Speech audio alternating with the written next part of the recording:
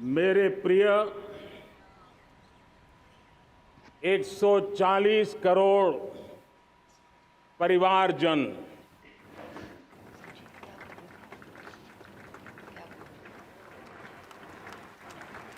दुनिया का सबसे बड़ा लोकतंत्र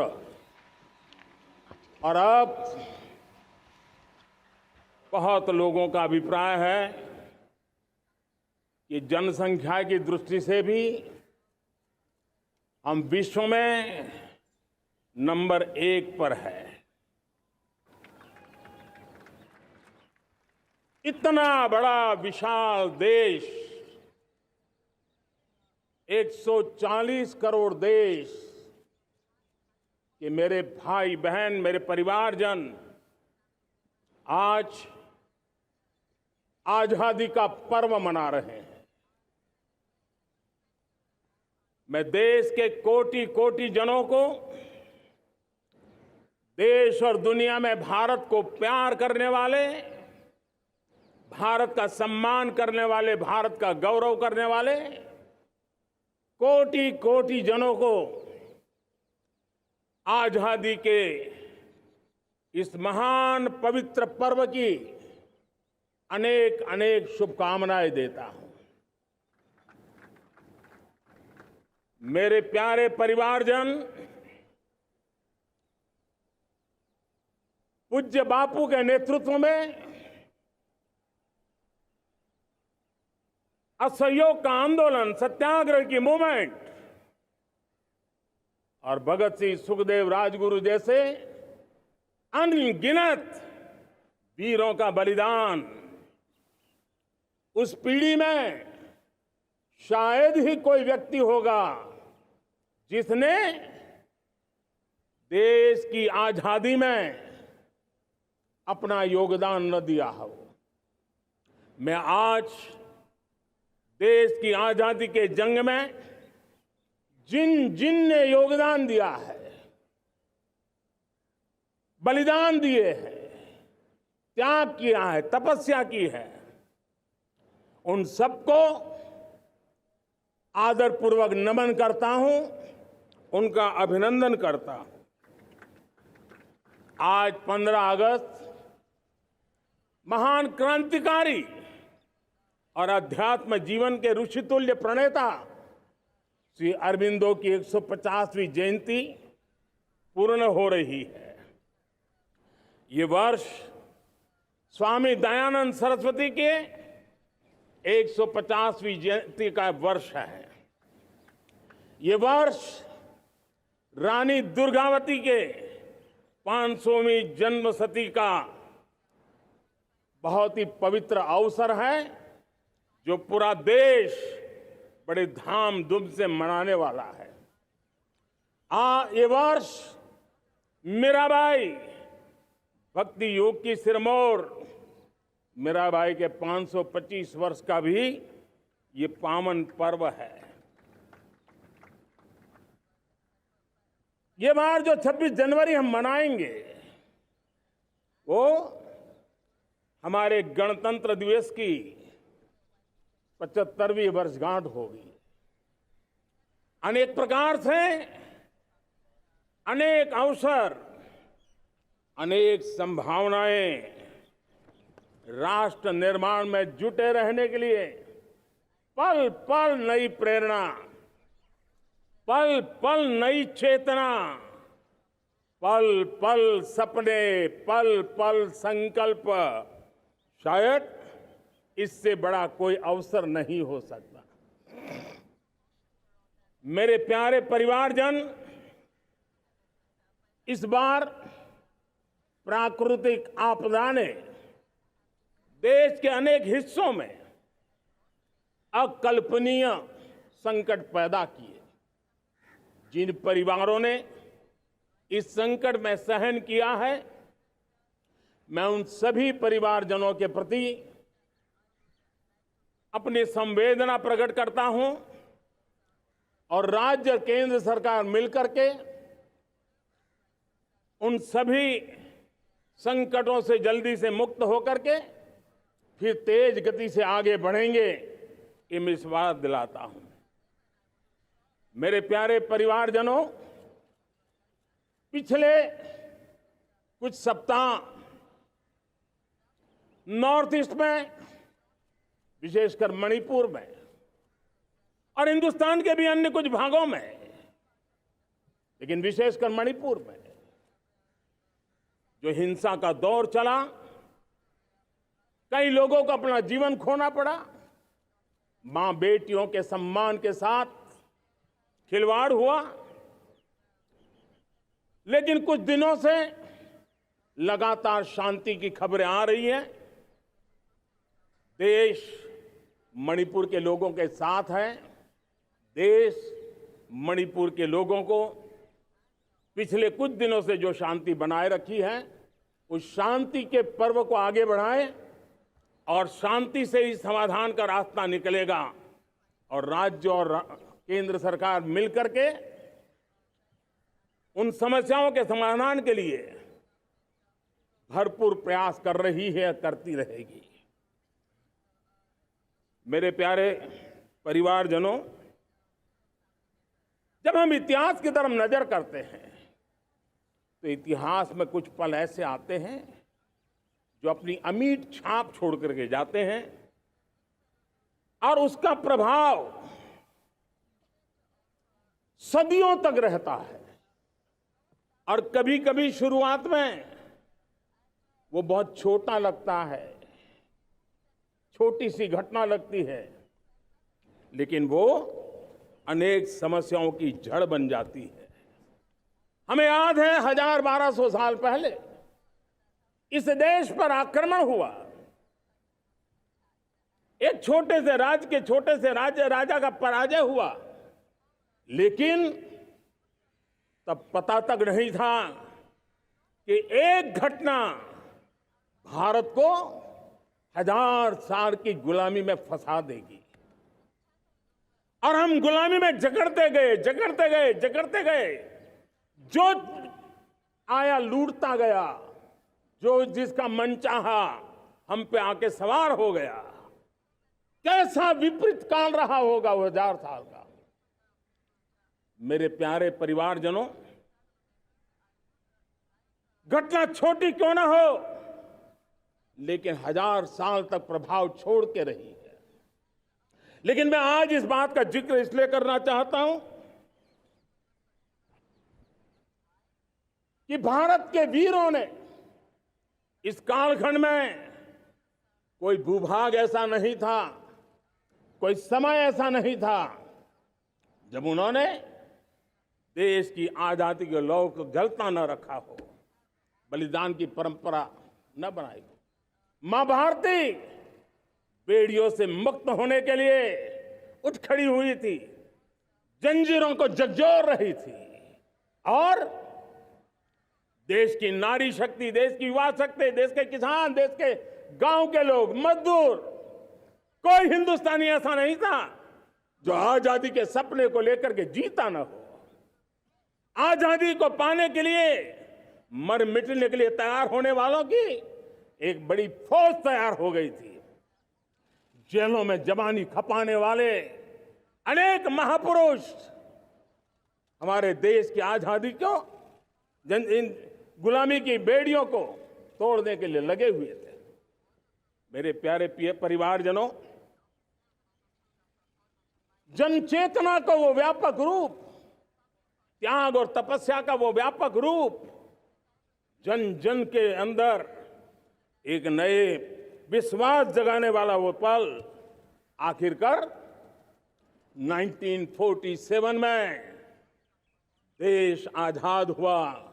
1000 साल की गुलामी में संजोए हुए सपने देशवासी पूरे करते हुए देखे। साथियों, मैं 1000 साल पहले की बात इसलिए कह रहा हूं, मैं देख रहा हूं फिर एक बार देश के सामने एक मौका आया है।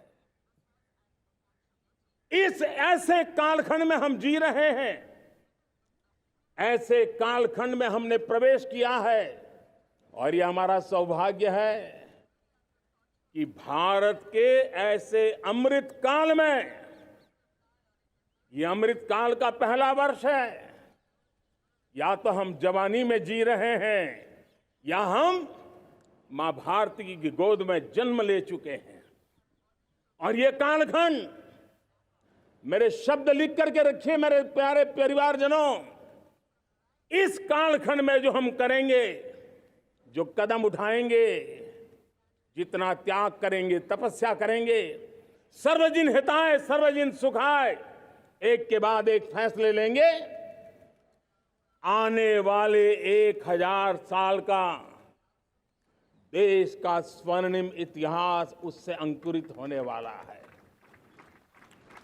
इस कालखंड में होने वाली घटनाएं आगामी 1000 साल के लिए इसका प्रभाव पैदा करने वाली है। गुलामी की मानसिकता से बाहर निकला हुआ देश पंच प्राण को समर्पित होकर के एक नए आत्मविश्वास के साथ आज आगे बढ़ रहा है। नए संकल्पों को सिद्ध करने के लिए वो जी जान से जुड़ रहा है।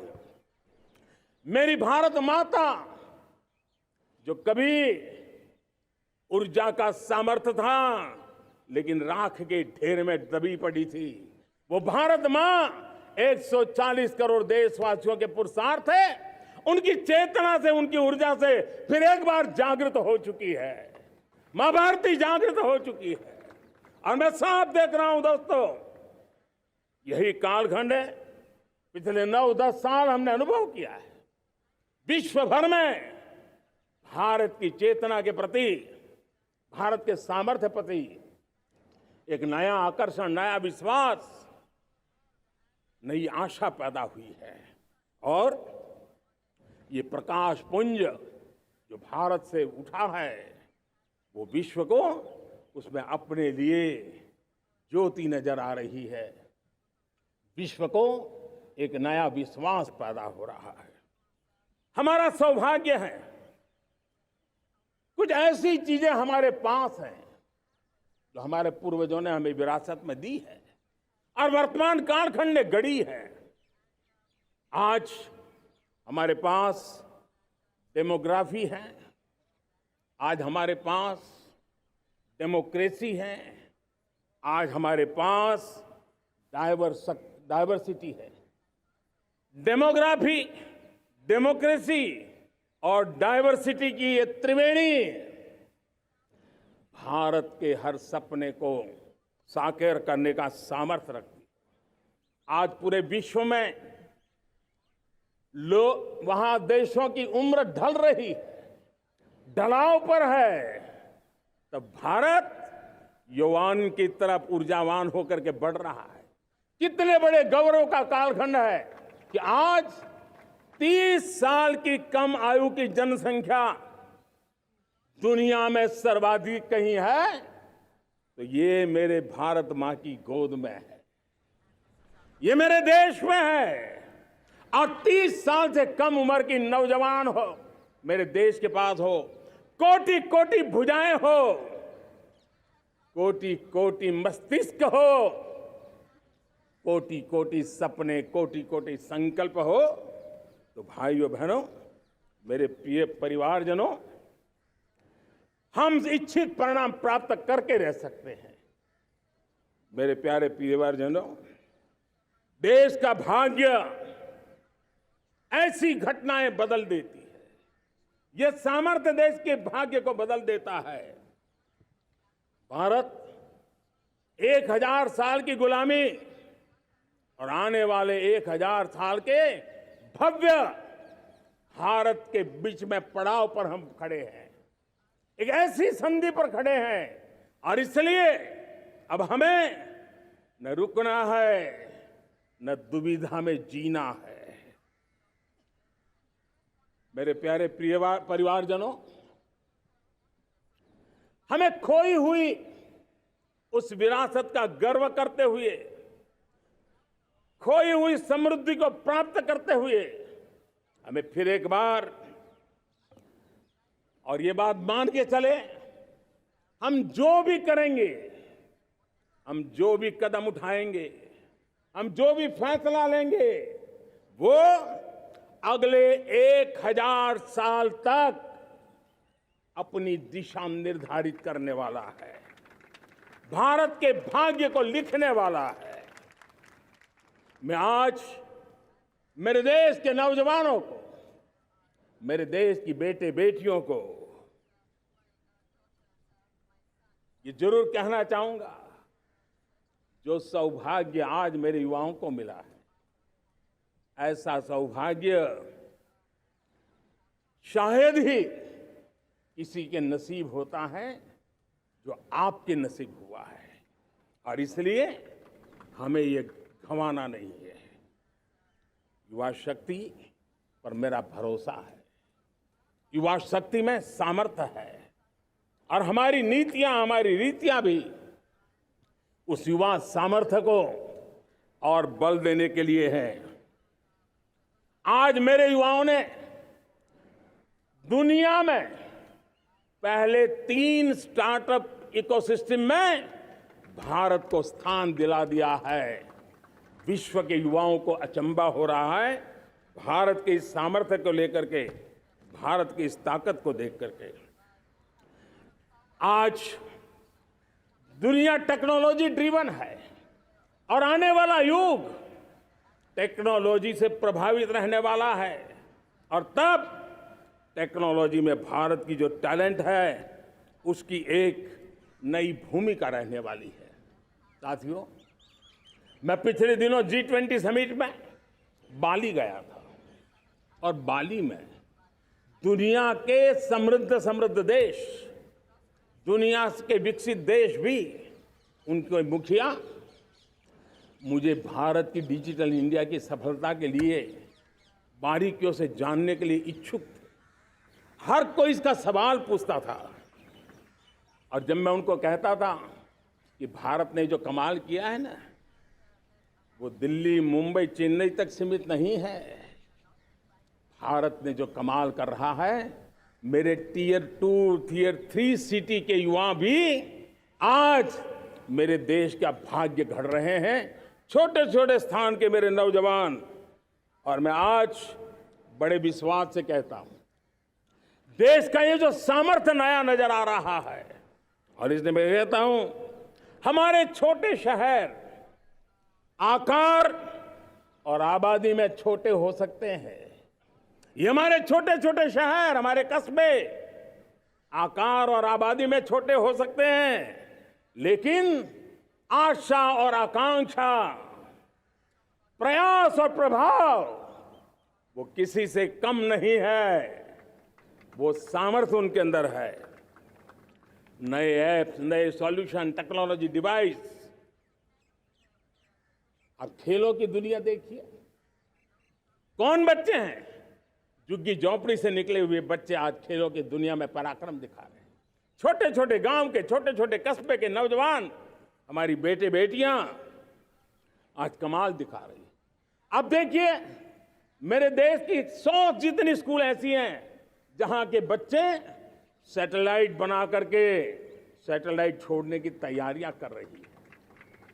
आज हजारों टिंकरिंग लैब नए वैज्ञानिकों का गर्भाधान कर रही है। आज हजारों टिंकरिंग लैब लाखों बच्चों को साइंस और टेक्नोलॉजी के राह पर आगे बढ़ने के लिए प्रेरणा दे रही हैं। मैं मेरे देश के नौजवानों को कहना चाहता हूं, अवसरों की कमी नहीं है। आप जितने अवसर चाहेंगे, ये देश आसमान से भी ज्यादा अवसर आपने देने का सामर्थ्य रखता है। मैं आज लाल किले की प्राचीर से मेरे देश की माताओं, बहनों, मेरे देश की बेटियों को हृदय से अभिनंदन करना चाहता हूं। देश आज जब पहुंचा है, अब विशेष शक्ति जुड़ रही है मेरी माताओं बहनों के सामर्थ्य की। आज देश प्रगति की राह पर चल पड़ा है, तो मैं मेरे किसान भाई बहनों का भी अभिनंदन करना चाहता हूं। ये आप ही का पुरुषार्थ है, ये आप ही का परिश्रम है कि देश आज कृषि क्षेत्र में आगे बढ़ रहा है। मैं मेरे मजदूरों का, मेरे श्रमिकों का, मेरे प्रिय परिवारजन, ऐसे कोटि कोटि श्रमिकों को आज मैं नमन करता हूं, उनका अभिनंदन कर रहा हूं। देश आज जो आधुनिकता की ओर बढ़ रहा है, विश्व की तुलना करने वाले सामर्थ्य के साथ नजर आ रहा है, उसके पीछे मेरे देश के मजदूरों का, मेरे देश के श्रमिकों का बहुत बड़ा योगदान है। आज समय कहता है कि लाल किले की प्राचीर से मैं उनका अभिनंदन करूं, उनका अभिवादन करूं, और ये मेरे परिवारजन 140 करोड़ देशवासी, मेरे इन श्रमिकों का, रेहड़ी पटरी वालों का, फूल सब्जी बेचने वालों का हम सम्मान करते हैं। मेरे देश को आगे बढ़ाने में, मेरे देश को प्रगति की नई ऊंचाई पर ले जाने में प्रोफेशनल्स की बहुत बड़ी भूमिका है, बढ़ती रही है।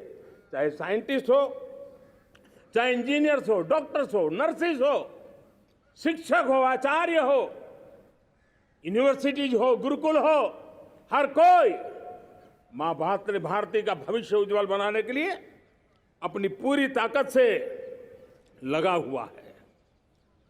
मेरे प्यारे परिवारजनों, राष्ट्रीय चेतना वो एक ऐसा शब्द है जो हमें चिंताओं से मुक्त कर रहा है, और आज वो राष्ट्रीय चेतना ये सिद्ध कर रही है कि भारत का सबसे बड़ा सामर्थ्य बना है भरोसा, भारत का सबसे बड़ा सामर्थ्य बना है विश्वास। जन जन में हमारा विश्वास, जन जन का सरकार पर विश्वास, जन जन का देश के उज्जवल भविष्य पर विश्वास, और विश्व का भी भारत के प्रति विश्वास। ये विश्वास हमारी नीतियों का है, हमारी रीति का है। भारत के उज्जवल भविष्य को जिस निर्धारित मजबूत कदमों से हम आगे बढ़ा रहे हैं, उसका है। भाइयों बहनों, मेरे प्यारे परिवारजनों, ये बात निश्चित है कि भारत का सामर्थ्य और भारत की संभावनाएं विश्वास की नई बुलंदियों को पार करने वाली है, और ये विश्वास की नई बुलंदियां नए सामर्थ्यों को लेकर के चलनी चाह रही है। आज देश में G20 समिट के मेहमान नवाजी का भारत को अवसर मिला है, और पिछले एक साल से हिंदुस्तान के हर कोने में जिस प्रकार से G20 के अनेक ऐसे आयोजन हुए, अनेक कार्यक्रम हुए हैं, उसने देश के सामान्य मानवी के सामर्थ्य को विश्व को परिचित करा दिया है, भारत की विविधता का परिचय कराया है, भारत की डायवर्सिटी को दुनिया अचंभे से देख रही है, और उसके कारण भारत के तरफ आकर्षण बढ़ा है, भारत को जानने की, समझने की इच्छा जगी है। उसी प्रकार से आप देखिए एक्सपोर्ट, आज भारत का एक्सपोर्ट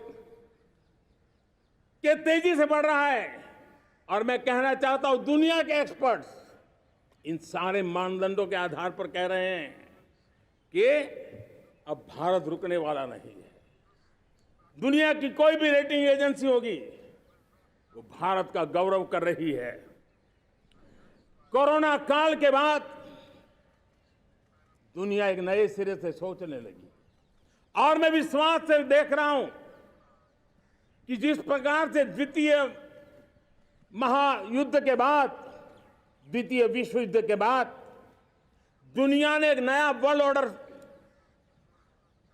आकार लिया था, मैं साफ साफ देख रहा हूं कि कोरोना के बाद एक नया विश्व ऑर्डर, एक नया ग्लोबल ऑर्डर, एक नया जियोपॉलिटिकल इक्वेशन, ये बहुत तेजी से आगे बढ़ रहा है। जियोपॉलिटिकल इक्वेशन की सारे व्याख्याएं बदल रही है, परिभाषाएं बदल रही है, और मेरे प्यारे परिवारजनों, आप गौरव करेंगे। बदलते हुए विश्व को शेप देने में आज मेरे 140 करोड़ देशवासियों, आपका सामर्थ्य नजर आ रहा है। आप निर्णायक मोड़ पर खड़े हैं। और कोरोना काल में भारत ने जिस प्रकार से देश को आगे बढ़ाया, दुनिया ने हमारे सामर्थ्य को देखा है। जब दुनिया की सप्लाई चेन तहस नहस हो गई थी, बड़ी बड़ी अर्थव्यवस्थाओं पर दबाव था, उस समय भी हमने कहा था हमें विश्व का विकास देखना है तो मानव केंद्रीय होना चाहिए, मानवीय संवेदनाओं से भरा हुआ होना चाहिए, और तब जाकर के समस्याओं का सही समाधान निकालेंगे। और कोविड ने हमें सिखाया है या हमें मजबूर किया है, लेकिन मानवीय संवेदनाओं को छोड़ करके हम विश्व का कल्याण नहीं कर सकते। आज भारत ग्लोबल साउथ की आवाज बन रहा है। भारत की समृद्ध विरासत आज दुनिया के लिए एक अवसर बन रहा है। Global economy, global supply chain, इसमें भारत की हिस्सेदारी, मैं पक्का विश्वास से कहता हूं, आज जो भारत में परिस्थिति पैदा हुई है, आज जो भारत ने कमाया है, वो दुनिया में स्थिरता की गारंटी लेकर के आया है। दोस्तों, अब न हमारे मन में, न 140 करोड़ मेरे परिवारजनों के मन में, और न ही दुनिया के मन में कोई इफ्स है, कोई बट्स है। विश्वास बन चुका है। मेरे प्यारे देशवासियों, अब गेंद हमारे पाले में है। हमें अवसर जाने नहीं देना चाहिए, हमें मौका छोड़ना नहीं चाहिए। भारत में मैं मेरे देशवासियों का इसलिए भी अभिनंदन करता हूं कि मेरे देशवासियों में एक नीर-क्षीर विवेक का सामर्थ्य है, समस्याओं की जड़ों को समझने का सामर्थ्य है। और इसलिए 2014 में मेरे देशवासियों ने 30 साल के अनुभव के बाद तय किया कि देश को आगे ले जाना है तो स्थिर सरकार चाहिए, मजबूत सरकार चाहिए, पूर्ण बहुमत वाली सरकार चाहिए। और देशवासियों ने एक मजबूत और स्थिर सरकार बनाई।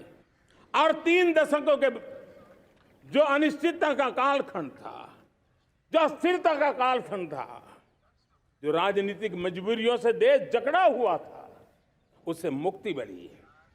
मेरे प्यारे परिवारजनों, देश के पास आज एक ऐसी सरकार है, वो सर्वजन हिताय सर्वजन सुखाय,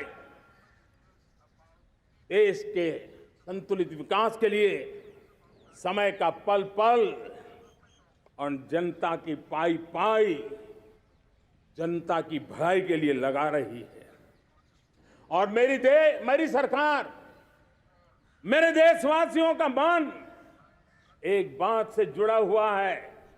हमारे हर निर्णय, हमारे हर दिशा, उसका एक ही मानदंड है, नेशन फर्स्ट, राष्ट्र प्रथम। और राष्ट्र प्रथम यही दूरगामी परिणाम, सकारात्मक परिणाम पैदा करने वाला है। देश में बड़े स्तर पर काम हो रहा है।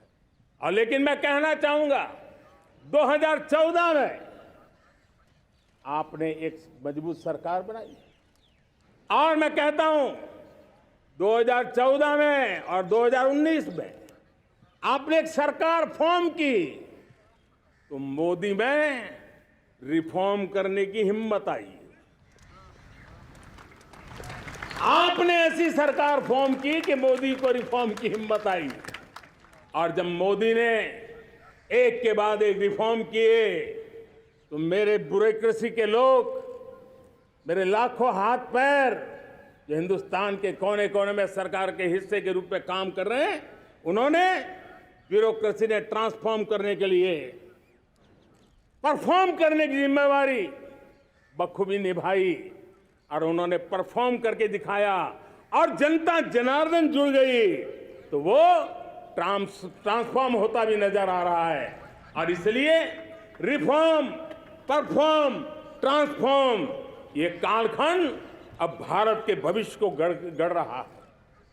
और हमारी सोच देश की उस ताकतों को बढ़ावा देने पर है जो आने वाले 1000 साल की नींव को मजबूत करने वाले हैं। दुनिया को युवा शक्ति की जरूरत है, युवा स्किल की जरूरत है। हमने अलग स्किल मिनिस्ट्री बनाई, वो भारत की आवश्यकताओं को तो पूरी करेगी, वो दुनिया की आवश्यकताओं को पूरी करने का भी सामर्थ्य रखेगी। हमने जल शक्ति मंत्रालय बनाया। मंत्रालय की बनाने की रचना को भी अगर कोई एनालिसिस करेगा ना, तो इस सरकार के मन मस्तिष्क को बड़े अच्छे ढंग से आप समझ पाएंगे। हमने जल शक्ति मंत्रालय बनाया। ये जल शक्ति मंत्रालय हमारे देश के एक एक देशवासियों को पीने का शुद्ध पानी पहुंचे, पर्यावरण की रक्षा के लिए पानी के प्रति संवेदनशील व्यवस्थाएं विकसित हो, उस पर हम बल रहे हैं। हमारे देश में कोरोना के बाद दुनिया देख रही है, होलिस्टिक हेल्थ केयर ये समय की मांग है। हमने अलग आयुष मंत्रालय बनाया और योग और आयुष आज दुनिया में अपना परचम लहरा रहे हैं। हमने दुनिया को हमारे कमिटमेंट के कारण विश्व का हमारे प्रति ध्यान गया है। अगर हम ही हमारे इस सामर्थ्य को नकार देंगे तो फिर दुनिया कैसे स्वीकार करेगी। लेकिन जब मंत्रालय बना तो दुनिया को भी उसका मूल्य समझ में आया। मत्स्य पालन, हमारा इतना बड़ा समुद्री तट, हमारे कोटि कोटि मछुआरे भाई बहन, उनका कल्याण भी हमारे दिलों में है। और इसलिए हमने अलग से मत्स्य पालन को लेकर के, पशुपालन को लेकर के, डेयरी को लेकर के अलग मंत्रालय की रचना की, ताकि समाज के जिस वर्ग के लोग पीछे रह गए उनको हम साथ लें। देश में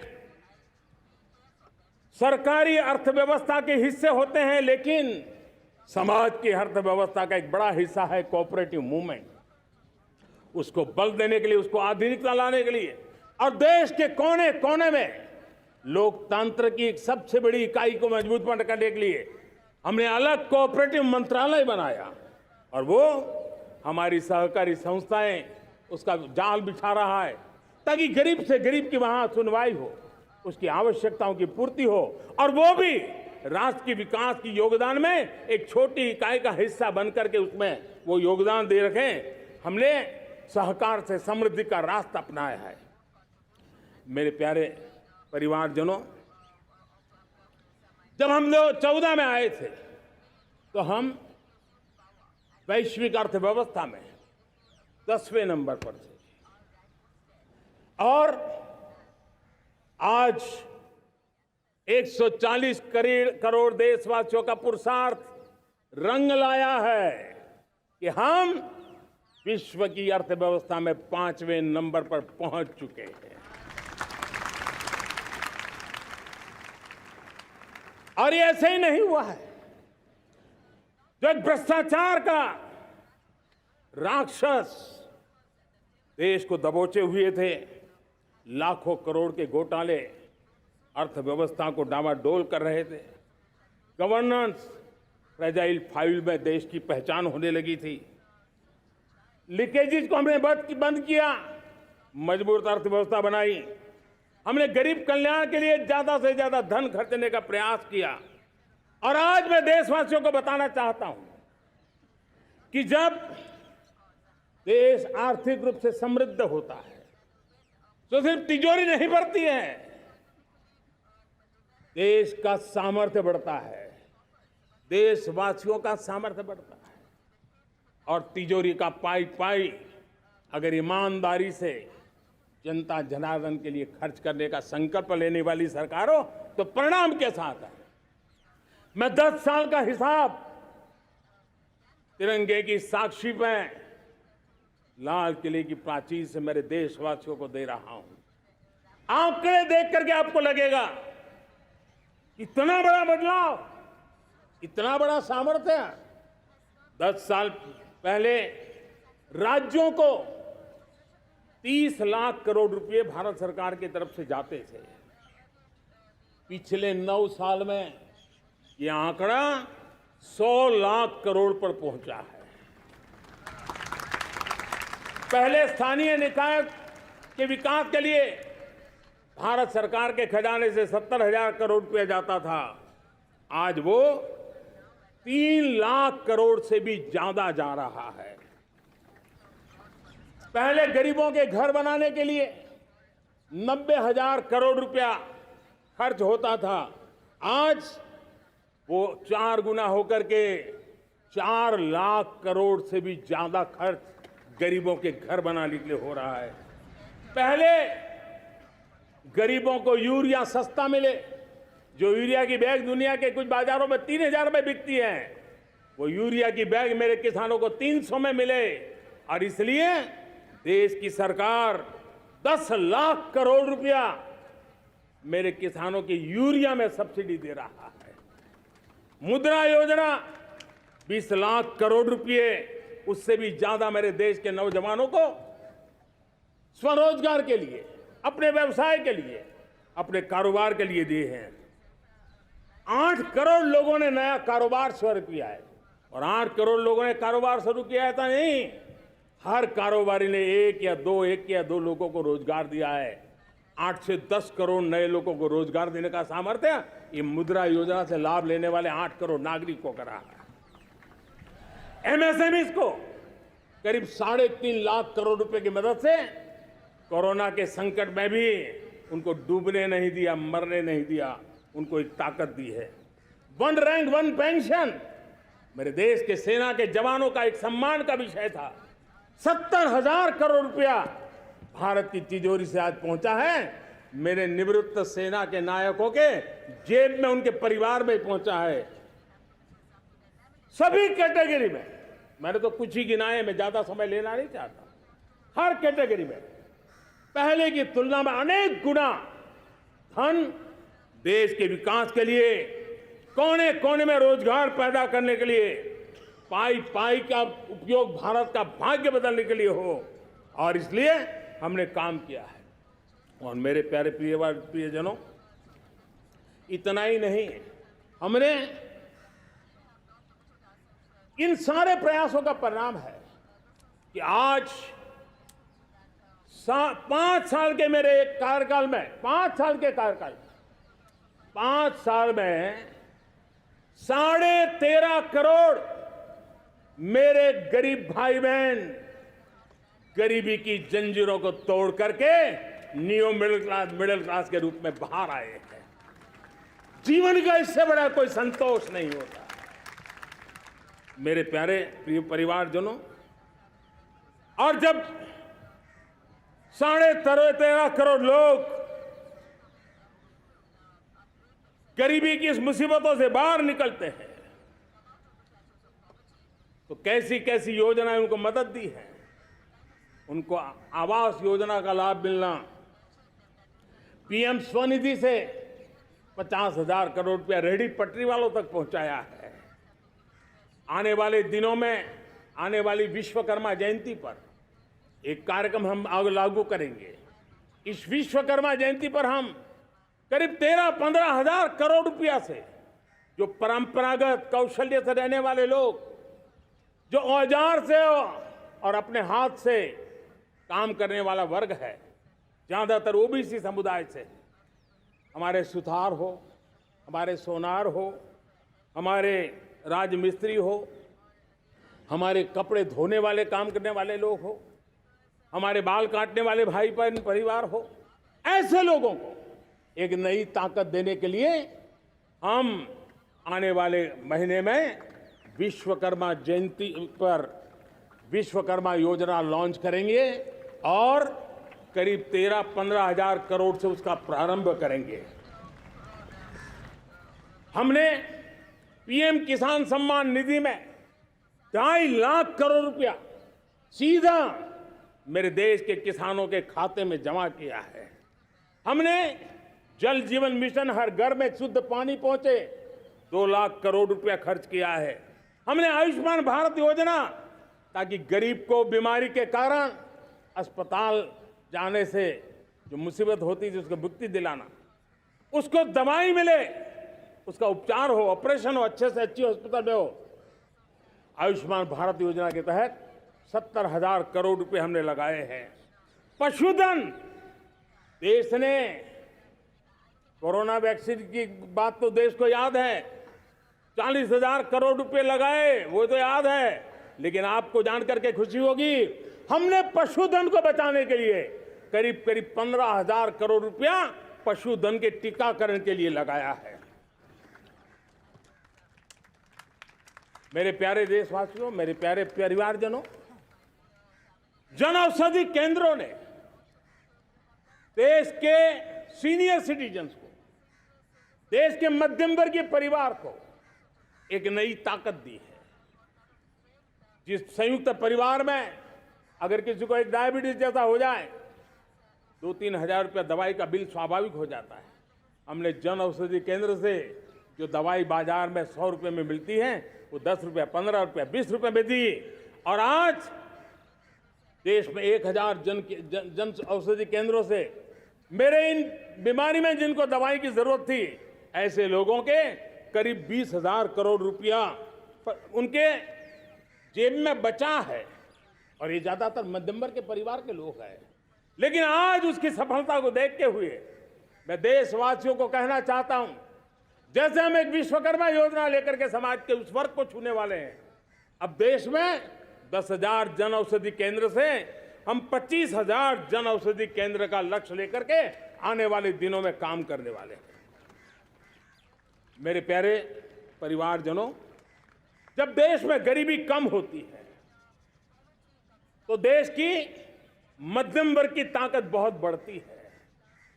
और अगर दुनिया में, और मैं आपको विश्वास दिलाता हूं, आने वाले 5 साल में मोदी का गारंटी है, देश पहले 3 वैश्विक इकोनॉमी में अपना जगह ले लेगा।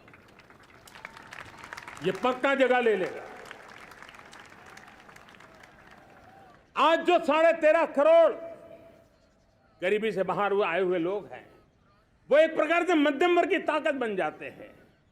जब गरीब की खरीद शक्ति बढ़ती है तो मध्यम वर्ग की व्यापार शक्ति बढ़ती है।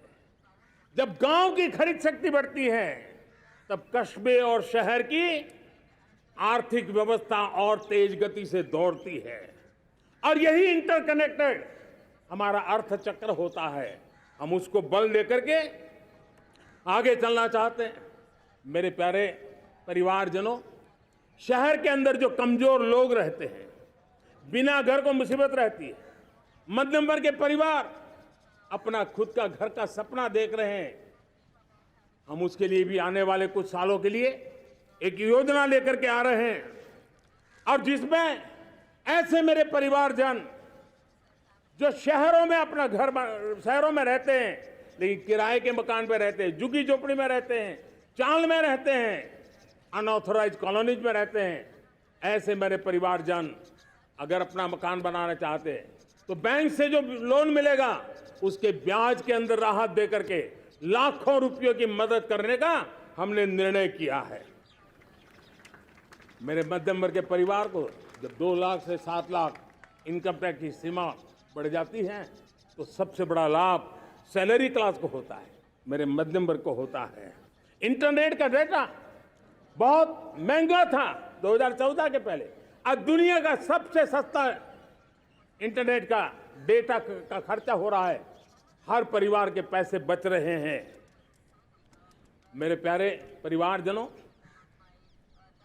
विश्व कोरोना के बाद अभी तक उभर नहीं पाया है। युद्ध ने फिर एक नई मुसीबत पैदा की। आज दुनिया महंगाई के संकट से जूझ रही है। पूरी दुनिया की अर्थव्यवस्था को महंगाई ने दबोच के रखा है। हम भी दुनिया से जिन सामान की जरूरत होती है लाते हैं, तो हमें सामान तो इंपोर्ट करते हैं। हमारा दुर्भाग्य है कि हमें महंगाई भी इंपोर्ट करनी पड़ती है, क्योंकि पूरी दुनिया को महंगाई ने जकड़ के रखा है। लेकिन मेरे प्यारे परिवारजनों, भारत ने महंगाई को नियंत्रित रखने के लिए भरसक प्रयास किए हैं। पिछले कालखंड की तुलना में हमें कुछ सफलता भी मिली है, लेकिन इतने से संतोष नहीं मान सकते।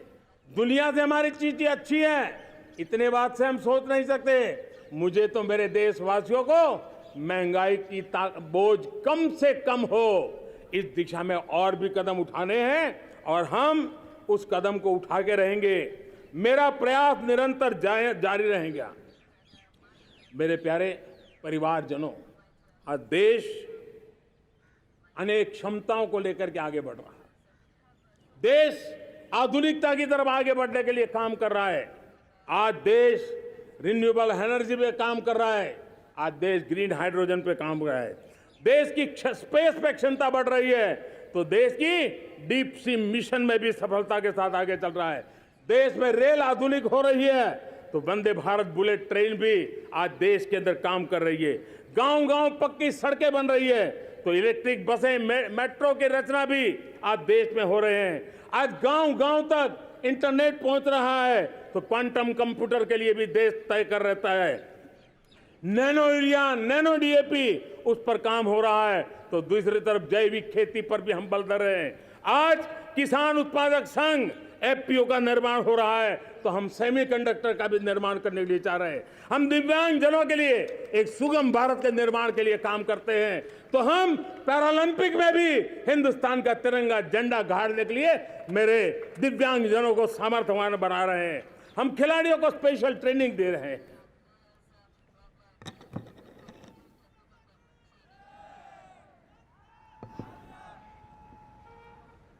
आज भारत पुरानी सोच, पुराने ढर्रे को छोड़ करके लक्ष्यों को तय करके लक्ष्यों को प्राप्त करने की राह से चल रहा है। और जब मैं कहता हूं ना कि जिसका शिलान्यास हमारी सरकार करती है, उसका उद्घाटन भी हमारे कालखंड में करते हैं। इन दिनों जो मैं शिलान्यास कर रहा हूं ना, आप लिख के रखिए, उसके उद्घाटन भी आप सबने मेरे नसीब में ही छोड़े हुए हैं। हमारी कार्य संस्कृति, बड़ा सोचना, दूर का सोचना, सर्वजन हिताय सर्वजन सुखाय सोचना, यह हमारी कार्यशैली रही है। और सोच से भी ज्यादा, संकल्प से भी ज्यादा हासिल कैसे करना, इस ऊर्जा के साथ हम काम करते हैं। हमने आजादी के काल अमृत महोत्सव में 75,000 अमृत सरोवर बनाने का संकल्प किया था। उस समय हमने हर जिले में 75 अमृत सरोवर बनाना संकल्प किया था। करीब 50-55 हजार अमृत सरोवर की कल्पना की थी, लेकिन आज करीब 75,000 अमृत सरोवर का काम निर्माण हो रहा है। ये अपने आप में बहुत बड़ा काम हो रहा है। जनशक्ति और जल शक्ति की ताकत भारत के पर्यावरण की रक्षा में भी काम आने वाली है। 18,000 गांवों तक बिजली पहुंचाना, जनधन बैंक खाते खोलना, बेटियों के लिए शौचालय बनाना, सारे टारगेट समय के पहले पूरी शक्ति से पूरे करेगा। और जब भारत ठान लेता है तो उसे पूरा करके रहता है। ये हमारा ट्रैक रिकॉर्ड कहता है। 200 करोड़ वैक्सीनेशन का काम, दुनिया हमें जब पूछती है 200 करोड़ सुनती है, उनकी आंखें फट जाती है। इतना बड़ा काम ये मेरे देश के आंगनवाड़ी वर्कर, हमारी आशा वर्कर, हमारी हेल्थ वर्कर, उन्होंने करके दिखाया। यह मेरे देश का सामर्थ्य है। 5G को रोल आउट किया, दुनिया में सबसे तेज गति से 5G रोल आउट करने वाला मेरा देश है। 700 से अधिक जिलों तक हम पहुंच चुके हैं और अब 6G की भी तैयारी कर रहे हैं। हमने टास्क फोर्स बना दिया है। रिन्यूएबल एनर्जी, हम टारगेट से पहले चले हैं। हमने रिन्यूएबल एनर्जी 2030 का जो टारगेट तय किया था, 21-22 में इसको पूरा कर दिया। हमने इथेनॉल में 20% ब्लेंडिंग की बात कही थी, वो भी हमने समय से 5 साल पहले पूरा कर दिया। हमने $500 बिलियन के एक्सपोर्ट की बात की थी, वो भी समय के पहले $500 बिलियन से ज्यादा कर दिया। हमने तय किया, जो हमारे देश में 25 साल से चर्चा हो रही थी कि देश में नई संसद बने, पार्लियामेंट का कोई सत्र ऐसा नहीं था नई संसद के। ये मोदी है, समय के पहले नई संसद बना करके रख दिया। मेरे प्यारे भाई बहनों, ये काम करने वाली सरकार है, निर्धारित लक्ष्यों को पार करने वाली सरकार है। ये नया भारत है, ये आत्मविश्वास से भरा हुआ भारत है। ये संकल्पों को चरितार्थ करने के लिए जी जान से जुटा हुआ भारत है। और इसलिए ये भारत न रुकता है, ये भारत न थकता है, ये भारत न हाँफता है और न ही ये भारत हारता है। और इसलिए मेरे प्यारे परिवारजनों, आर्थिक शक्ति बढ़ी है तो हमारी सामरिक शक्ति को भी एक नई ताकत मिली है। हमारी सीमाएं पहले से अधिक सुरक्षित हुई है और मेरे सीमा पर बैठे हुए मेरे जवान जो देश की सीमाओं की रक्षा कर रहे हैं और मेरे देश की आंतरिक सुरक्षा के संभालने वाले यूनिफॉर्म फोर्सेस, मैं आजादी के इस पावन पर्व पर उनको भी अनेक अनेक बधाई देते हुए मेरी बात को आगे बढ़ाता हूं। सेना का अधिकरण हो, हमारी सेना युवा बने, हमारी सेना बैटल के लिए रेडी, युद्ध योग्य बने, इसलिए निरंतर रिफॉर्म का काम आज हमारी सेना में हो रहा है। मेरे प्यारे परिवारजनों, आए दिन हम लोग सुना करते थे, यहां बम धमाका हुआ, वहां बम धमाका हुआ, हर जगह पे लिखा हुआ रहता था कि इस बैग को मत छूना, अनाउंसमेंट होते रहते थे। आज देश सुरक्षा की अनुभूति कर रहा है और जब सुरक्षा होती है, शांति होती है, तो प्रगति के नए अरमान हम पूरे कर सकते हैं। उसको लिए सीरियल बम धमाके का जमाना बीती हुई बात हो गई है। निर्दोषों के जो मौत होते थे वो बीते हुए कल की बात हो गई है। आज देश में आतंकी हमलों में भारी कमी आई है। नक्सल प्रभावित क्षेत्रों में भी बहुत बड़ा बदलाव आया है, बहुत बड़ा परिवर्तन का एक वातावरण बना है। मेरे प्यारे परिवारजनों, प्रगति के हर चीज में, लेकिन जब 2047 हम एक विकसित भारत का सपना लेकर के चल रहे हैं तब, और वो सपना नहीं, 140 करोड़ देशवासियों का संकल्प है और उस संकल्प को सिद्ध करने के लिए परिश्रम की पराकाष्ठा भी है। और उसकी सबसे बड़ी ताकत होती है वो राष्ट्रीय चरित्र होता है।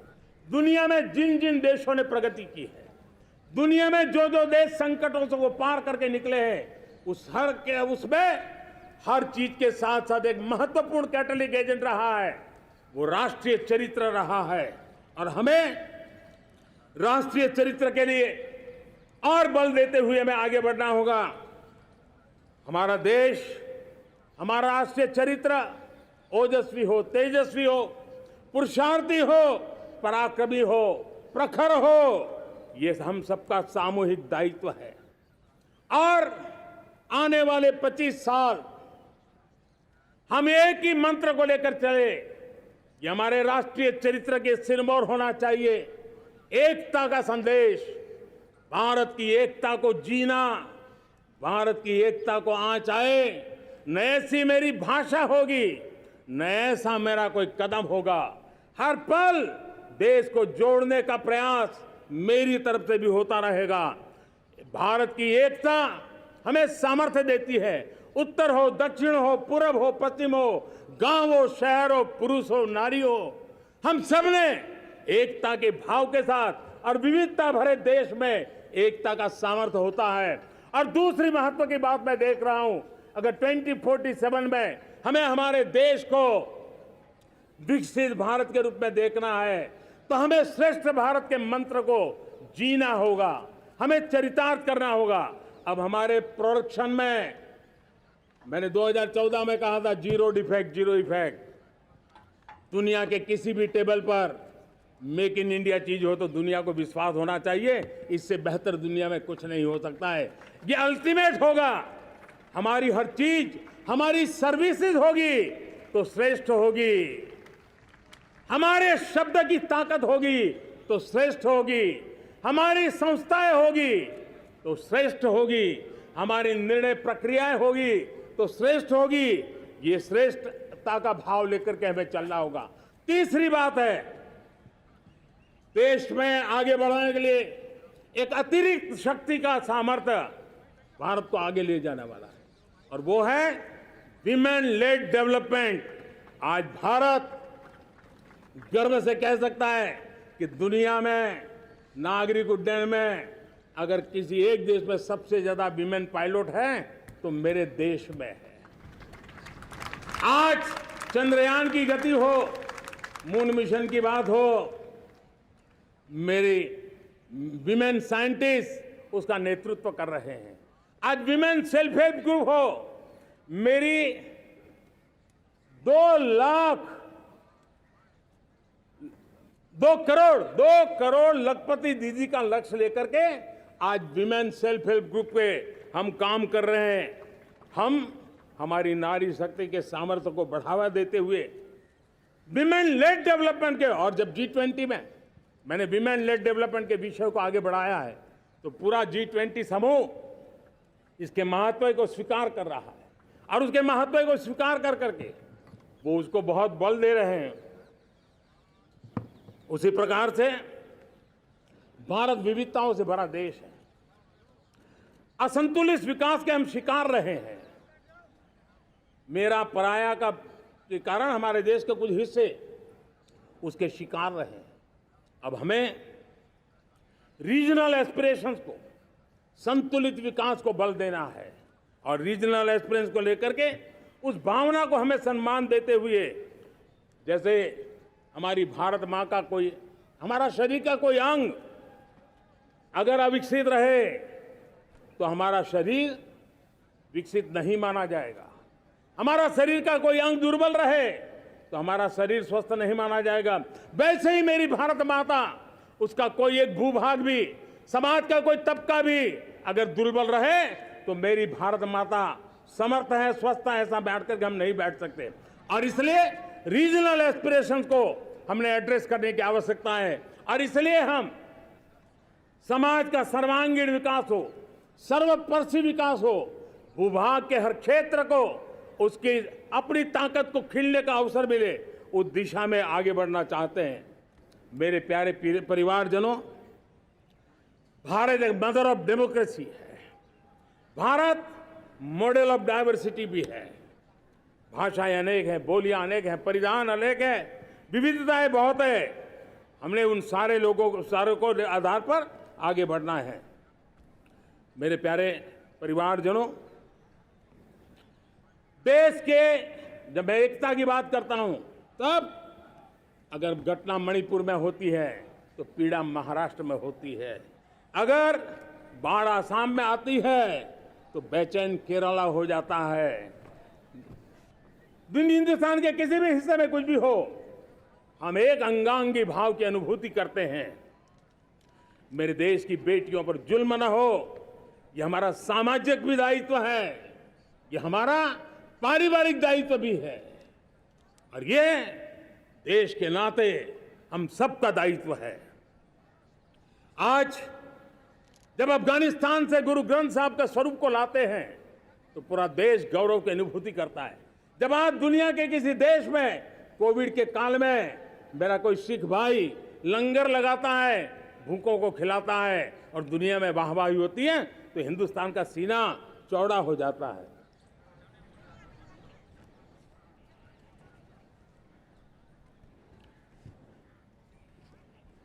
मेरे प्यारे परिवारजनों, हमारे लिए जब नारी सम्मान की बात करते हैं, मुझे अभी एक देश में दौरा कर रहा था, तो वहां एक बहुत ही सीनियर मिनिस्टर, उसने मुझे एक सवाल पूछा। उसने कहा, आपके यहाँ बेटियां साइंस और इंजीनियरिंग के विषयों की पढ़ाई करती हैं क्या? उसमें क्या था? मैंने उनको कहा, आज मेरे देश में लड़कों से ज्यादा बेटियां आज स्टेम यानी साइंस, टेक्नोलॉजी, इंजीनियरिंग और मैथ्स, अधिकतम भाग मेरी बेटियां ले रही है। तो उनके लिए अचरज था। ये सामर्थ्य आज हमारे देश का देख रहा है। मेरे प्यारे परिवारजनों, आज 10 करोड़ महिलाएं विमेन सेल्फ हेल्प में जुड़ी हुई है, और वीमेन सेल्फ हेल्प ग्रुप के साथ आप गांव में जाएंगे तो आपको बैंक वाली दीदी मिलेगी, आपको आंगनवाड़ी वाली दीदी मिलेगी, आपको दवाई देने वाली दीदी मिलेगी। और अब मेरा सपना है 2 करोड़ लखपति दीदी बनाने का, गांव में 2 करोड़ लखपति दीदी। और इसके लिए एक नया अभिगम भेजा, साइंस और टेक्नोलॉजी। हमारे गांव की महिलाओं का भी सामर्थ्य देखता हूं मैं, और इसलिए हम एक नई योजना सोच रहे हैं कि हमारे एग्रीकल्चर सेक्टर में टेक्नोलॉजी आए, एग्री टेक को बल मिले।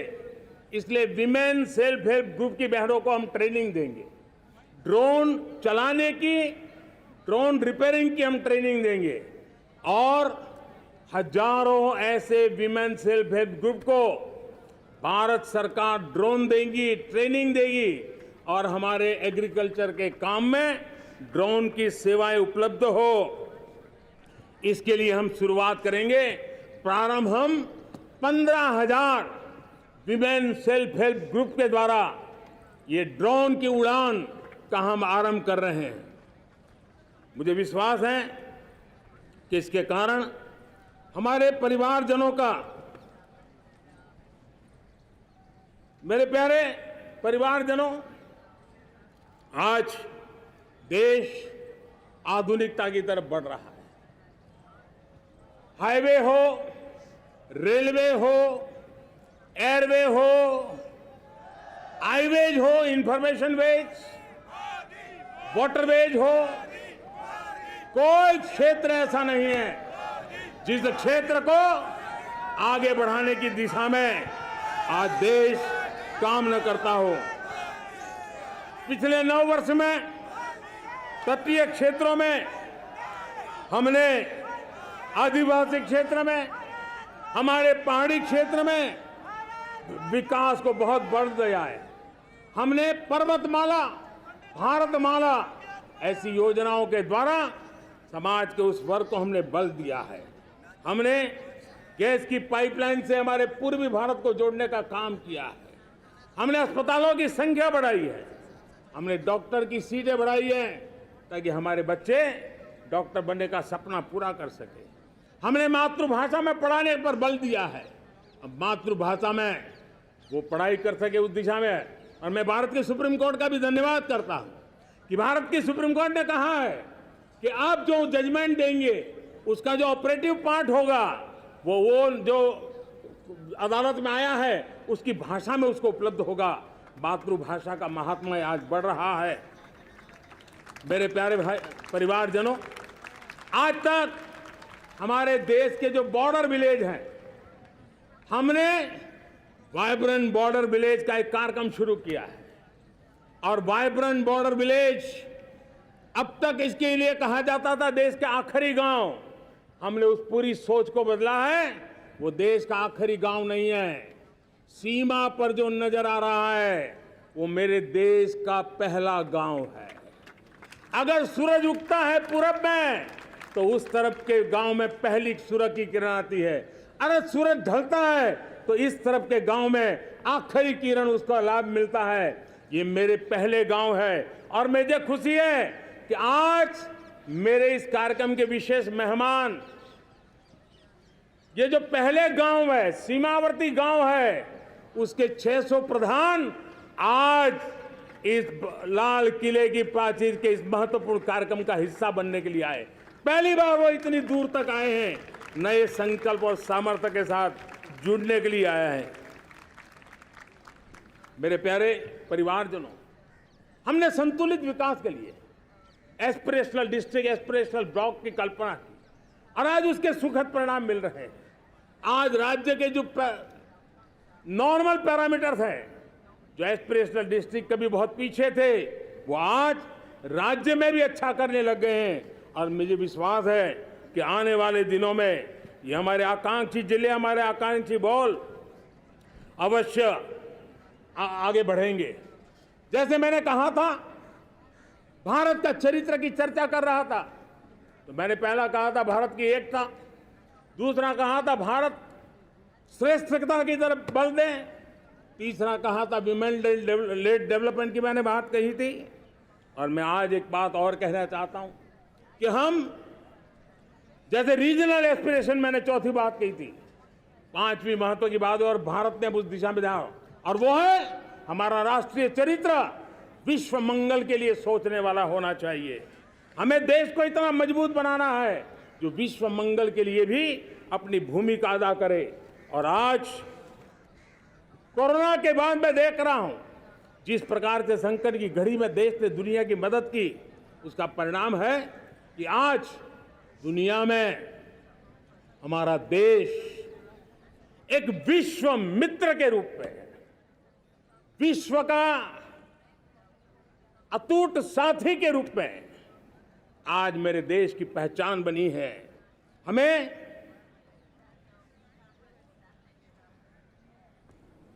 जब विश्व मंगल की बात करते हैं तब भारत का मूलभूत विचार है, उस विचार को हम आगे बढ़ाने लोग हैं। और मुझे खुशी है कि आज अमेरिकी संसद के भी कई चुने हुए गणमान्य प्रतिनिधि भी आज हमारे 15 अगस्त के इस अवसर में हमारे बीच में मौजूद है। भारत की सोच कैसी है, हम विश्व मंगल की बात को कैसे आगे बढ़ाते हैं। अब देखिए, हम जब सोचते हैं तो क्या कहते हैं, हमने दुनिया के सामने ये दर्शन रखा है और दुनिया उस दर्शन को लेकर के हमारे साथ जुड़ रही है। हमने कहा one sun, one world, one grid. Renewable energy के क्षेत्र में एक बहुत बड़ा हमारा स्टेटमेंट है, आज दुनिया उसको स्वीकार कर रही है।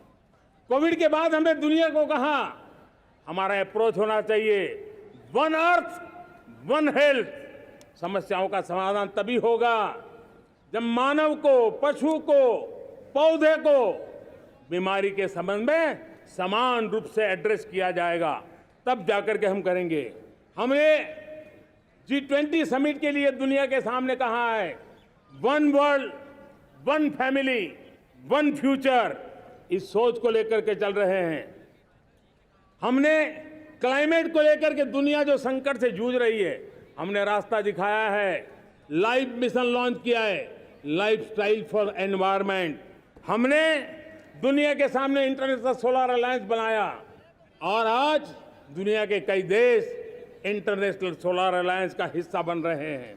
हमने बायोडायवर्सिटी का महत्व देखते हुए बिग कैट अलायंस की व्यवस्था को हमने आगे बढ़ाया है।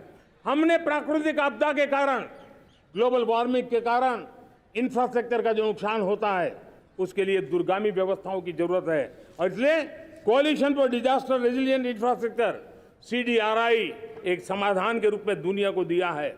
विश्व आज समुद्रों को संघर्ष का केंद्र बना रहा है, तब हमने दुनिया को सागर का प्लेटफॉर्म दिया है जो वैश्विक समुद्रिक शांति की गारंटी बन सकता है। हमने पारंपरिक चिकित्सा पद्धतियों को बल देते हुए WHO का ग्लोबल लेवल का सेंटर हिंदुस्तान में बनाने की दिशा में काम किया है। हमने योग और आयुष के द्वारा विश्व कल्याण और विश्व के स्वस्थता की दिशा में काम किया है और आज भारत विश्व मंगल की मजबूत नींव डाल रहा है। इस मजबूत नींव को आगे बढ़ाना हम सबका काम है, हम सबकी जिम्मेवारी है। मेरे प्यारे परिवारजनों, सपने अनेक है, संकल्प साफ है, नीतियां स्पष्ट है, नियत के सामने कोई सवाल या निशान नहीं है, लेकिन कुछ सच्चाइयों को हमें स्वीकार करना पड़ेगा और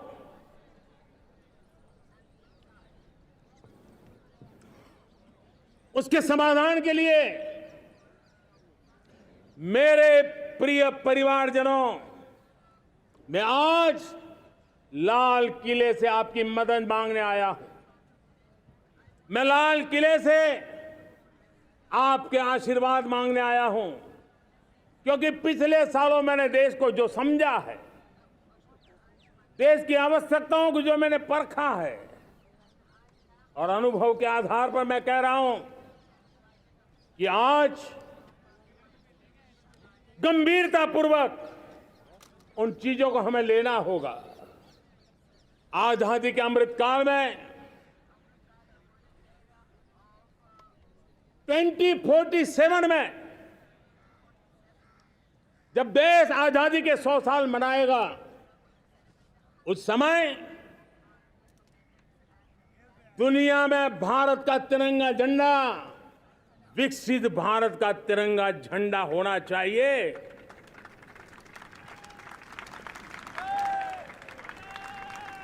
रत्ती भर भी हमें रुकना नहीं है, पीछे नहीं हटना है। और इसके लिए शुचिता, पारदर्शिता और निष्पक्षता, ये पहली मजबूती की जरूरत है।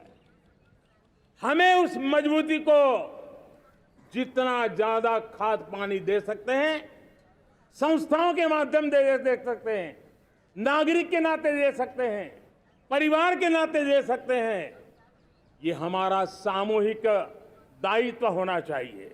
और इसलिए पिछले 75 साल का इतिहास देखिए, भारत के सामर्थ्य में कोई कमी नहीं थी। अरे जो देश कभी सोना की चिड़िया कहा जाता था, वो देश क्यों न फिर से उस सामर्थ्य को लेकर के खड़ा हो सकता है।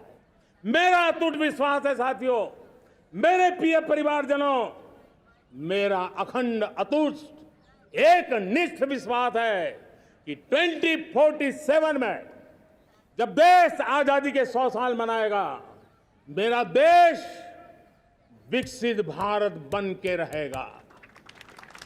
और ये मैं मेरे देश के सामर्थ्य के आधार पर कह रहा हूं, मेरे उपलब्ध संसाधनों के आधार पर कह रहा हूं, और सबसे ज्यादा 30 से कम आयु वाली मेरी युवा शक्ति के भरोसे कह रहा हूं, मेरी माताओं बहनों के सामर्थ्य के भरोसे कह रहा हूं। लेकिन उसके सामने अगर कोई रुकावट है, कुछ विकृतियां पिछले 75 साल में ऐसे घर कर गई है, हमारी समाज व्यवस्था का ऐसा हिस्सा बन गई है कि कभी कभी तो हम आंख भी बंद कर देते हैं। अब आंख बंद करने का समय नहीं है। अगर सपनों को सिद्ध करना है, संकल्प को पार करना है, तो हमें ये आंख मिचौली बंद करके, आंख में आंख मिला करके 3 बुराइयों से लड़ना बहुत समय की मांग है। हमारे देश की सारी समस्याओं की जड़ में भ्रष्टाचार ने दिमक की तरह देश की सारी व्यवस्थाओं को, देश के सामर्थ्य को पूरी तरह नोच लिया है। भ्रष्टाचार से मुक्ति, भ्रष्टाचार के खिलाफ जंग हर इकाई में, हर क्षेत्र में। और मैं देशवासियों, मेरे प्रिय परिवारजनों, ये मोदी के जीवन का कमिटमेंट है। ये मेरे व्यक्तित्व का एक कमिटमेंट है कि मैं भ्रष्टाचार के खिलाफ लड़ाई लड़ता रहूंगा। दूसरा, हमारे देश को नोच लिया है परिवारवाद ने। इस परिवारवाद ने देश को जिस प्रकार से जकड़ के रखा है, उसने देश के लोगों का हक छीना है। और तीसरी बुराई तुष्टीकरण की है। ये तुष्टीकरण में भी देश के मूलभूत चिंतन को, देश के सर्व समावेशक हमारे राष्ट्रीय चरित्र को दाग लगा दिए हैं, तहस नहस कर दिया है इन लोगों ने। और इसलिए मेरे प्यारे देशवासियों, इसलिए मेरे प्यारे परिवारजनों, हमें इन 3 बुराइयों के खिलाफ पूरे सामर्थ्य के साथ लड़ना है। भ्रष्टाचार, परिवारवाद, तुष्टीकरण, ये चुनौतियां हमारे, ये ऐसी चीजें पनपी है जो हमारे देश के लोगों का जो आकांक्षा है उसका दमन करती है। हमारे देश के कुछ लोगों के पास जो छोटा मोटा सामर्थ्य है उसका शोषण करती है। ये ऐसी चीजें हैं जो हमारे लोगों की आशा आकांक्षाओं को सवाल या निशान में गाड़ देती है। हमारे गरीब हो, हमारे दलित हो, हमारे पिछड़े हो, हमारे पसमानदा हो, हमारे आदिवासी भाई बहन हो, हमारी माताएं बहनें हो, हमने सबने उनके हकों के लिए इन 3 बुराइयों से मुक्ति पानी है। हमें भ्रष्टाचार के खिलाफ एक नफरत का माहौल बनाना है। जैसे गंदगी हमें नफरत पैदा करती है ना, मन में गंदगी पसंद नहीं है, ये सार्वजनिक जीवन की इससे बड़ी कोई गंदगी नहीं हो सकती। और इसलिए हमारे स्वच्छता अभियान को एक नया मोड़ ये भी देना है कि हमें भ्रष्टाचार से मुक्ति पानी है। सरकार टेक्नोलॉजी से भ्रष्टाचार की मुक्ति के लिए बहुत प्रयास कर रही है। आपको जानकर के हैरानी होगी, इस देश में पिछले 9 साल में एक काम मैंने ऐसे किया, आंकड़ा सुनोगे तो लोगों का मोदी ऐसा करता है जैसे 10 करोड़ लोग करीब करीब जो गलत फायदा उठाते थे वो मैंने रोक दिया। तो आप में से कोई कहेगा आपने लोगों से अन्याय कर दिया। जी नहीं, ये 10 करोड़ कौन लोग थे? ये 10 करोड़ वो लोग थे जिनका जन्म ही नहीं हुआ था और उनके नाम पर उनके विडो हो जाते थे, वो वृद्ध हो जाते थे, वो दिव्यांग हो जाते थे, फायदे लिए जाते थे। 10 करोड़ ऐसे बेनामी जो चीजें चलती थी उसको रोकने का पवित्र काम, भ्रष्टाचारियों की संपत्ति जो हमने जब्त की है ना, वो पहले की तुलना में 20 गुना ज्यादा की है। मेरे प्यारे परिवारजनों, ये आपकी कमाई का पैसा लोग लेकर के भागे थे, 20 गुना ज्यादा संपत्ति को जब्त करने का। और इसलिए लोगों की मेरे प्रति नाराजगी होना बहुत स्वाभाविक है, लेकिन मुझे भ्रष्टाचार के खिलाफ की लड़ाई को आगे बढ़ाना है। हमारे सरकारी व्यवस्था ने पहले कैमरा के सामने तो कुछ हो जाता था, लेकिन बाद में चीजें अटक जाती थी। हमने पहले की तुलना में कई गुना ज्यादा अदालत में चार्जशीट की है और अब जमानतें भी नहीं मिलती हैं। वैसी पक्की व्यवस्था को लेकर के हम आगे बढ़ रहे हैं, क्योंकि हम ईमानदारी से भ्रष्टाचार के खिलाफ लड़ रहे हैं। आज परिवारवाद और तुष्टीकरण, इसने देश का बहुत बड़ा दुर्भाग्य किया है। अब लोकतंत्र में ये कैसे हो सकता है कि पॉलिटिकल पार्टी, और मैं विशेष बल दे रहा हूं पॉलिटिकल पार्टी, आज मेरे देश के लोकतंत्र में एक ऐसी विकृति आई है जो कभी भारत के लोकतंत्र को मजबूती नहीं दे सकती। और वो क्या है बीमारी? परिवारवादी पार्टियां। और उनका तो मंत्र क्या है? Party of the family, by the family and for the family. इनका तो जीवन मंत्र यही है कि उनकी पॉलिटिकल पार्टी, उनका राजनीतिक दल परिवार का, परिवार के द्वारा और परिवार के लिए, परिवारवाद और भाई भतीजावाद प्रतिभाओं के दुश्मन होते हैं, योग्यता को नकारते हैं, सामर्थ्य को स्वीकार नहीं करते हैं। और इसलिए परिवारवाद इस देश के लोकतंत्र की मजबूती के लिए उसकी मुक्ति जरूरी है। सर्वजन हिताय सर्वजन सुखाय, हर किसी को हक मिले इसलिए, और सामाजिक न्याय के लिए भी ये बहुत। उसी प्रकार से तुष्टीकरण ने सामाजिक न्याय का सबसे बड़ा नुकसान किया। अगर सामाजिक न्याय को तबाह किसने किया है तो ये तुष्टीकरण की सोच, तुष्टीकरण की राजनीति, तुष्टीकरण का सरकारी योजनाओं का तरीका, इसने सामाजिक न्याय को मौत के घाट उतार दिया है। और इसलिए हमें तुष्टीकरण, भ्रष्टाचार, ये विकास का सबसे बड़ा दुश्मन है।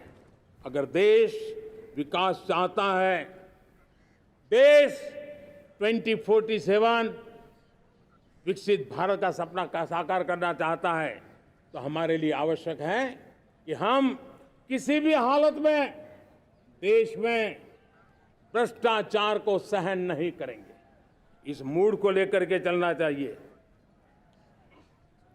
मेरे प्यारे परिवारजनों, हम सबका एक बहुत बड़ा महत्वपूर्ण दायित्व है। आपने जिस प्रकार से जिंदगी जी है, हमारे आने वाली पीढ़ी को ऐसी जिंदगी जीने के लिए मजबूर करना, यह हमारा गुनाह है। यह हमारा दायित्व है कि हमारे आने वाली पीढ़ी को हम ऐसा समृद्ध देश दें, ऐसा संतुलित देश दें, ऐसा सामाजिक न्याय की धरोहर वाला देश दें, ताकि छोटी छोटी चीजों को पाने के लिए उन्हें कभी भी संघर्ष न करना पड़े।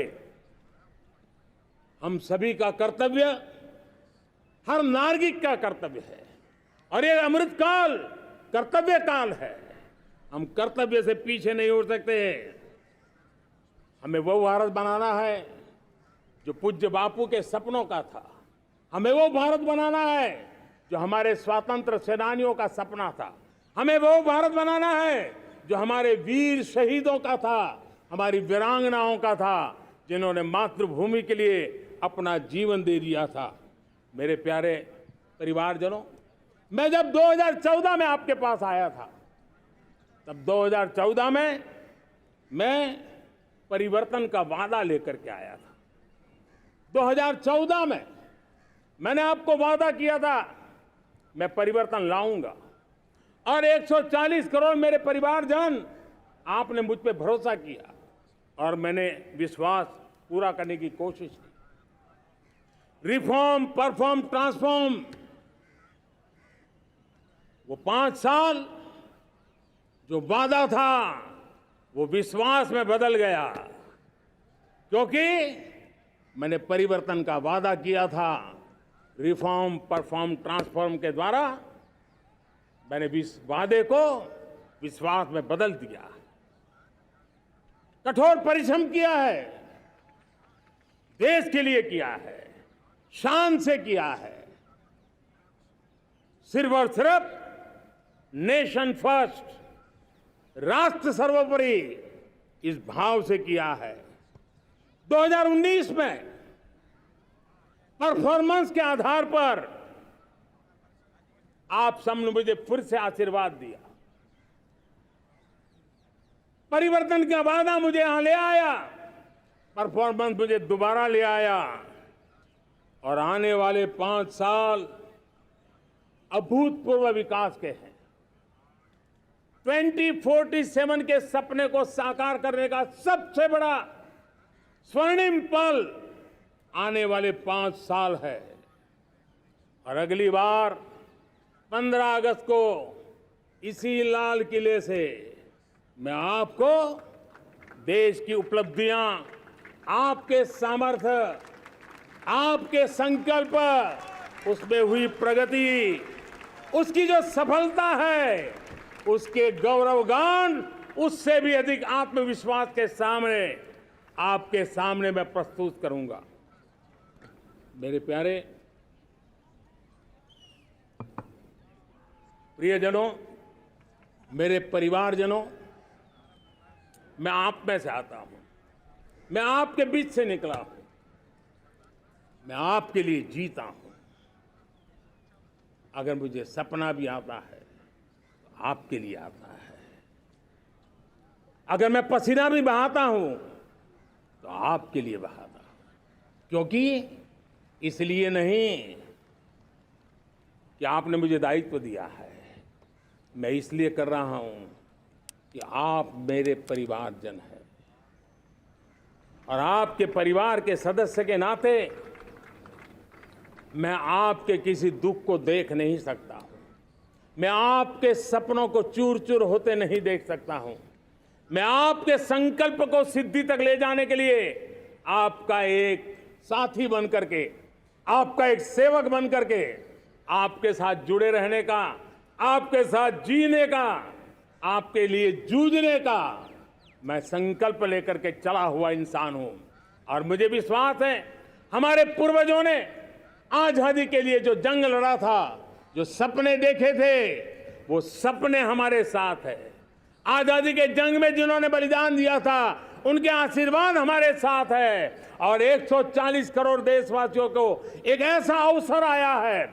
ये अवसर हमारे लिए एक बहुत बड़ा संबल लेकर के आया है और इसलिए मेरे प्यारे प्रियजनों, आज जब मैं अमृतकाल में आपके साथ बात कर रहा हूं, ये अमृतकाल का पहला वर्ष है। ये अमृतकाल के पहले वर्ष पर जब मैं आपसे बात कर रहा हूं तो मैं आपको पूरे विश्वास से कहना चाहता हूं, चलता चलाता काल चक्र, चलता चलाता काल चक्र, अमृत काल का भाल चक्र, चलता चलाता काल चक्र, अमृत काल का भाल चक्र, सबके सपने, सबके सपने, अपने सपने, सबके सपने, अपने सपने, पनपे सपने सारे, सबके सपने, अपने सपने, पनपे सपने सारे, धीर चले, वीर चले, धीर चले, वीर चले, चले युवा हमारे, धीर चले, वीर चले, चले युवा हमारे, नीति सही, नीति सही, रीति नहीं, नीति सही, रीति नहीं, गति सही, गति सही, राह नहीं, गति सही, राह नहीं। चुनो, चुनो चुनौती, चुनो चुनौती सीना तान, चुनो चुनौती सीना तान, जग में बढ़ाओ देश का नाम, चुनो चुनौती सीना तान, जग में बढ़ाओ देश का नाम। मेरे प्यारे परिवारजनों, हिंदुस्तान के कोने कोने में बैठे हुए मेरे परिवारजन, दुनिया के कोने कोने में जाकर के बसे हुए मेरे परिवारजन, आप सबको आजादी के पावन पर्व की फिर एक बार मैं बहुत बहुत शुभकामनाएं देता हूं। ये अमृतकाल हम सबके लिए कर्तव्य काल है। ये अमृतकाल हम सबको मां भारती के लिए कुछ कर गुजारने का काल है। आजादी का जब जंग चल रहा था 1947 के पहले जो पीढ़ी ने जन्म लिया था उन्हें देश के लिए मरने का मौका मिला था। वो देश के लिए मरने के लिए मौका नहीं छोड़ते थे, लेकिन हमारे नसीब में देश के लिए मरने का मौका नहीं है। लेकिन हमारे लिए देश के लिए जीने का ये इससे बड़ा कोई अवसर नहीं होता। हमें पल पल देश के लिए जीना है। इसी संकल्प के साथ इस अमृतकाल में 140 करोड़ देशवासियों के सपने संकल्प भी बनाने हैं। 140 करोड़ देशवासियों के संकल्प को सिद्धि में भी परिवर्तित करना है और 2047 का जब तिरंगा झंडा फहरेगा तो विश्व एक विकसित भारत का गुणगान करता होगा। इसी विश्वास के साथ, इसी संकल्प के साथ मैं आप सबको अनेक अनेक शुभकामनाएं देता हूं, बहुत बहुत बधाई देता हूं। जय हिंद, जय हिंद, जय हिंद, भारत माता की, भारत माता की, भारत माता की, वंदे वंदे वंदे। बहुत बहुत धन्यवाद।